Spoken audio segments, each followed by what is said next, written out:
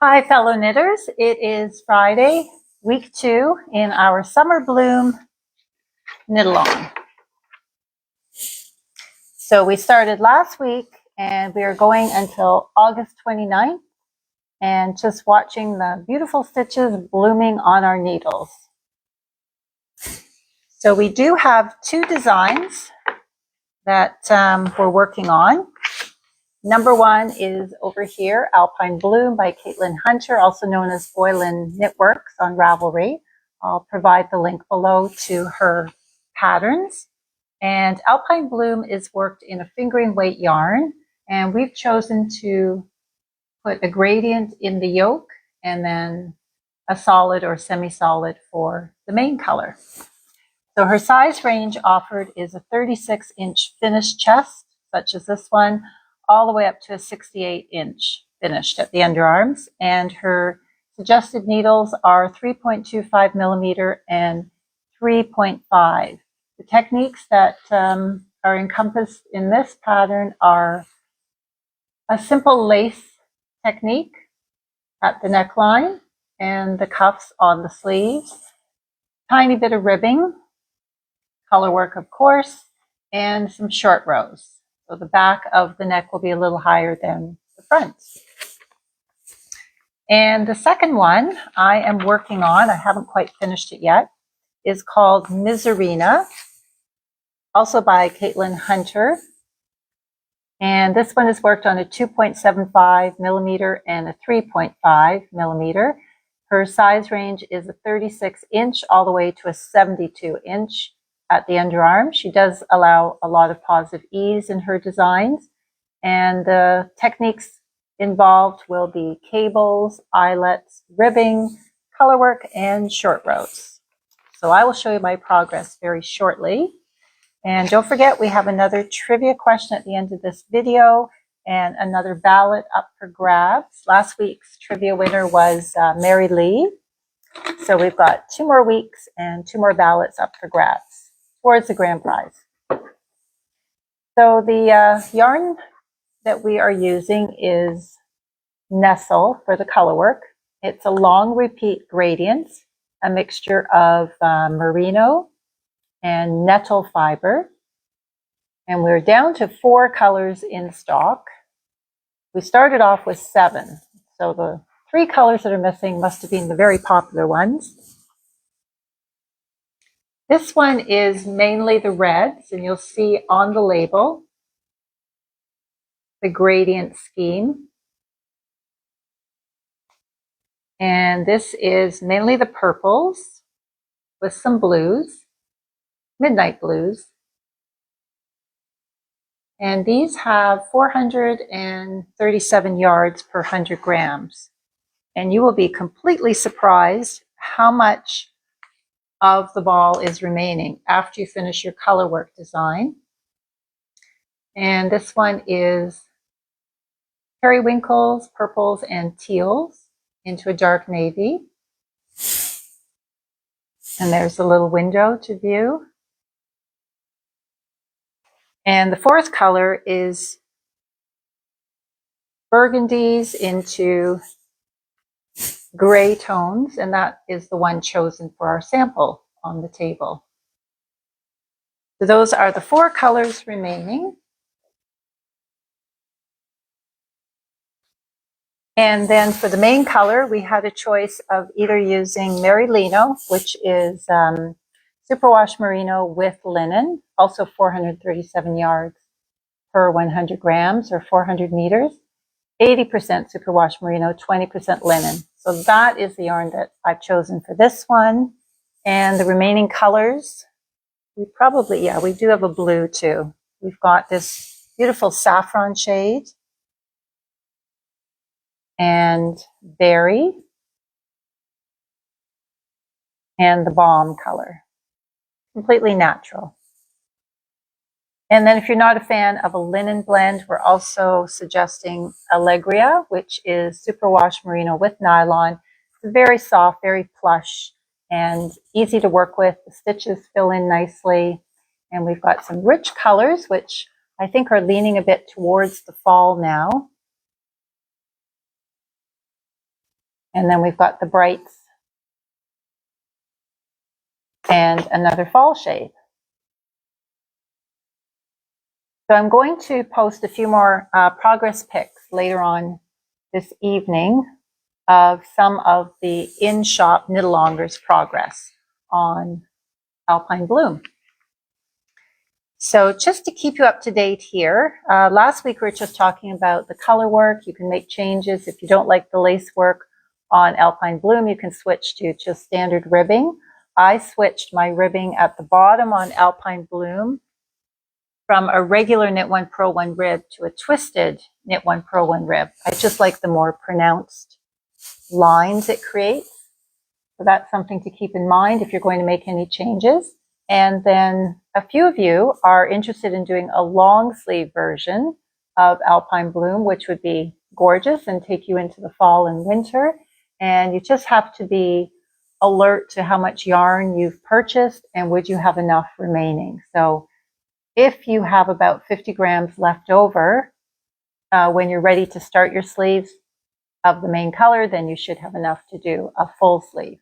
And I've posted in the event page the little formula, how often you should decrease to create a slim sleeve from the top here to the narrow part of the cuff. You could also do this cuff at the bottom of the sleeve or just the standard ribbing to match the bottom of the sweater. Those are options. And what else can I tell you? Oh, yes. So something that the Knit-alongers have been playing with is the color placement. So as you're working through this beautiful floral design, if you're not really happy with the next color change, you know, as you head towards the bottom of the chart, and you want to introduce a tiny bit more of the light purple instead of the burgundy, you can just cut your ball and then reattach where you want the color to start from. So play around with the color and just get the look that suits you best.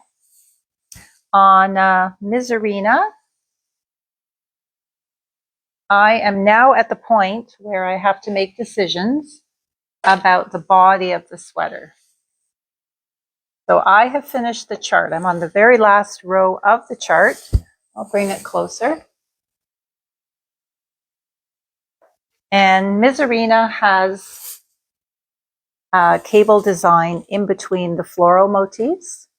So I just have a 4-stitch cable here, which is now ended because the chart has ended and the yoke has ended. And you can see here that beautiful lace work after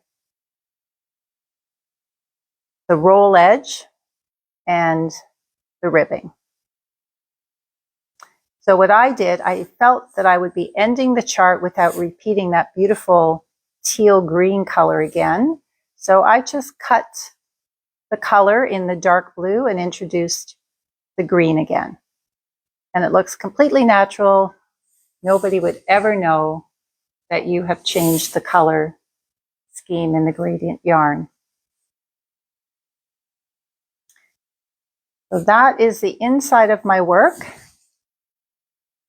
I've kept it as relaxed as possible, taking into account that when I block the sweater, the cables are going to expand a bit, and so will the color work.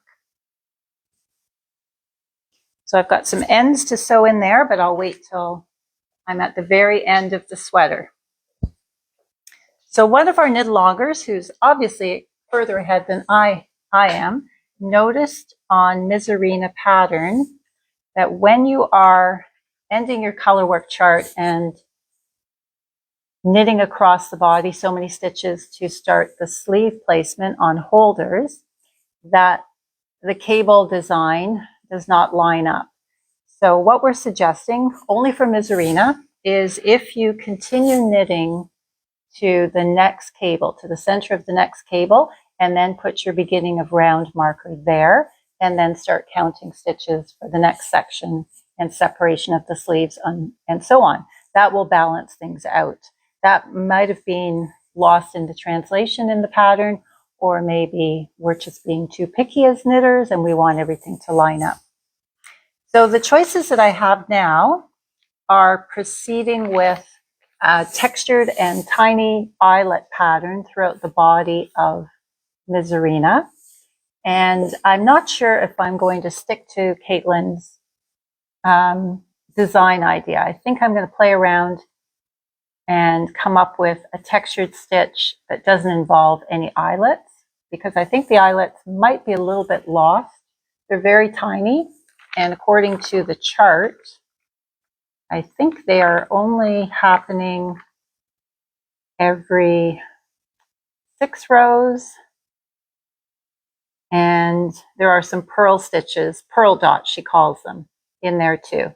So I'm going to play around with what I feel I would like in terms of texture, or I may just do plain stocking stitch like Alpine Bloom.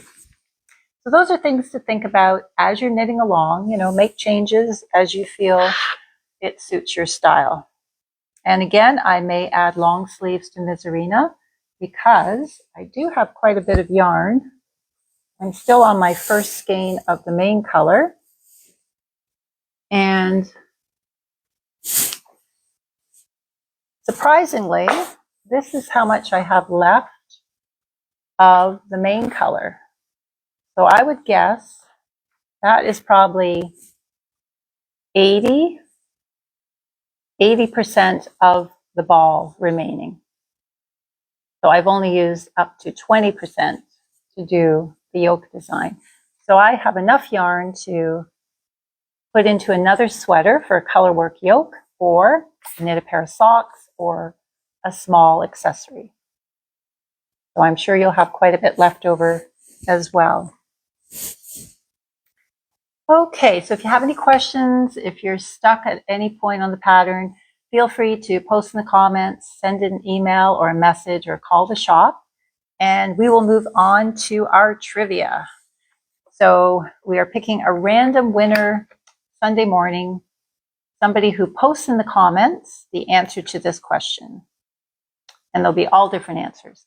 How many stitches will be on your circular needle at the widest part of your knit along project? So how many stitches will be the widest number after you've finished all your increases? So of course we'll have a different number for all the sizes and the different patterns. And if you have any pictures to post, you can post them in the comments or send them to me by email, and I'll be sure to pass them on to the rest of the knit alongers. I'll be back next Friday at 5 p.m. for week 3, and I may have Misurina almost completed by then, or maybe have one from our fellow knit alongers that I can show you. So thanks everybody for watching, and enjoy your weekend. Keep those stitches blooming.